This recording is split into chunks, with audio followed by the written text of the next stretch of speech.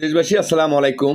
যে মা এই বাংলার জনগণকে, বাংলার মানুষকে ছেড়ে, এই বাংলাদেশ ছেড়ে কখনো কোথাও যায়নি, শুধু এই বাংলাদেশের সন্তানকে নিয়ে ছিল মায়ের স্বপ্ন।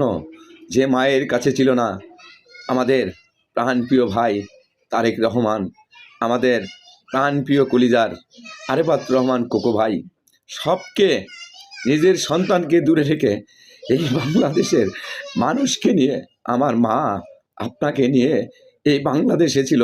সেই মা আজ অসুস্থ।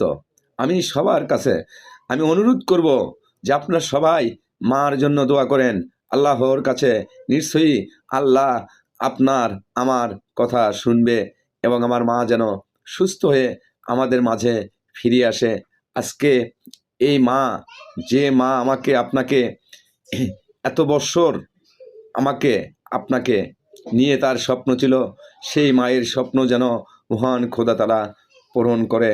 এবং আল্লাহর কাছে আমার একটাই চাওয়া, আল্লাহ তোমার কাছে কখনো কিছু চাইনি, এবং আমি তোমার একজন বান্দা হিসেবে আমি তোমার কাছ থেকে আমি আমার মাকে ফিরে চাই।